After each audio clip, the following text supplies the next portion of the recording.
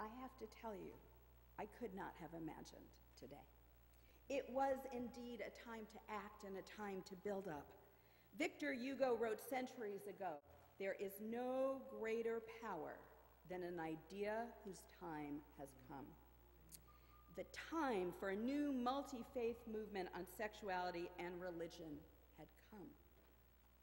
Now, you all know, particularly the students and faculty here, that there has always been a deep, growing, great hunger for a greater acceptance, a greater understanding of the relationship of sexuality, spirituality, and faith. Think of the eroticism of that young unmarried couple in the Song of Songs. Think of the voices of Julian and Jovinian resisting the patristics' call to celibacy. Think about Hildegard and other saints and their ecstatic poetry, or even Augustine's plaintive cry in the Confessions, "Give me chastity, but not yet." That hunger continues today. As a minister, I know that many people of faith are seeking to understand how they can act morally and still embrace their sexuality. They want to be good, they want to be faithful, and they want to be sexual. A man in his 30s last year said to me with tears in his eyes, "I have been taught I can embrace either my sexuality or my religion, not both. Can you help me?" A newly married 24-year-old Southern Baptist woman called me and said, "Reverend Haffner, my whole life I've been taught that sex was a sin. And now that I'm married, I'm supposed to forget all that and enjoy myself. It is killing me not to enjoy this with my husband." But I know that like them, many of us, if not indeed most of us in this room, experience brokenness about our sexuality, a brokenness that has too often been suffered in silence. Some of us were sexually abused as children. Some of us have been forced to have sex against our will. Some of us have struggled in abusive relationships. Some of us struggle with how to improve sex and intimacy in our lives. And some of us have probably given up on love and sex completely. We are so grateful at the Institute to the seminaries and denominations who are working with us to assure that tomorrow's religious leaders will have the training they need to speak and preach and educate and counsel on these issues. Although Martin Luther King gets the credit, it was actually Unitarian minister Theodore Parker who first said, "The arc of the moral universe is long, but it bends towards justice." The past decade has seen more and more faith communities making a commitment to sexual health and justice. 10 years ago, no woman led a major religious denomination. Today, at least 5 do. 10 years ago, only the Unitarian Universalist Association and the United Church of Christ had welcoming organizations promoting the full inclusion of lesbian and gay persons. Today, Jewish, Muslim, Roman Catholic, Evangelical, and every single mainline Protestant denomination has a welcoming organization. During the past decade, more and more denominations are ordaining openly gay and lesbian, and in some cases, even transgender clergy persons, with the Presbyterian Church USA poised to become the latest in a few months.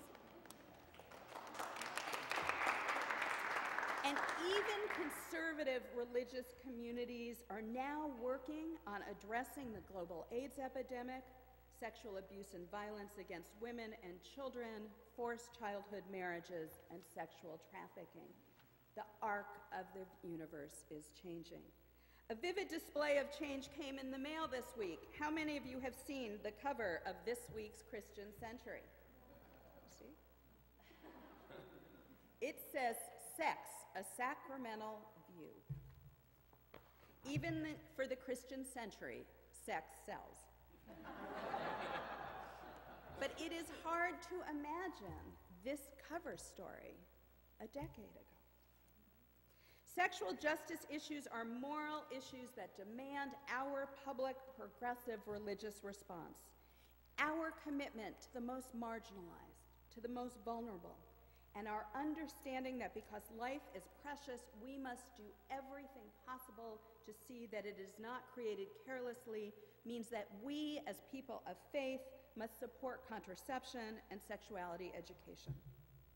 Our commitment to the moral agency of women means that we must articulate that abortion is always a moral decision and that every woman must have the right to make that decision without government interference. Our theological commitment to the dignity and worth of all persons and our understanding that sexual and gender diversity is part of God's blessing to us means that we must stand for the full inclusion of LGBT persons.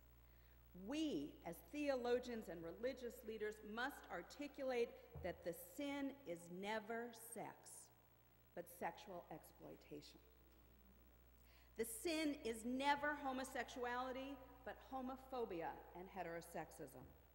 The sin is violence and discrimination against anyone because of their sexuality or because of their sexual or gender identity.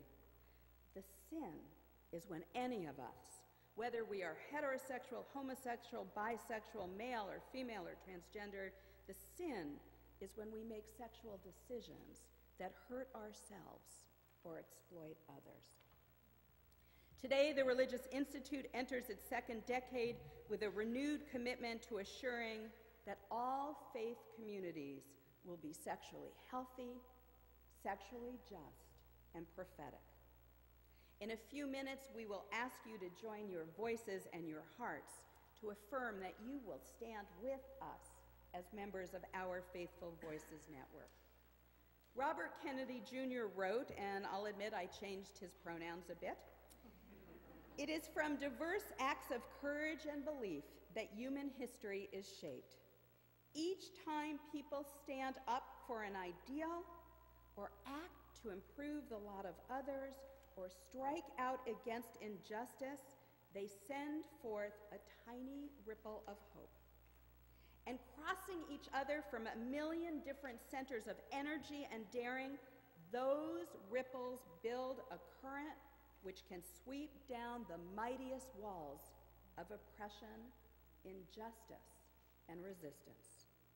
Today, may we remind ourselves that you are those ripples of hope.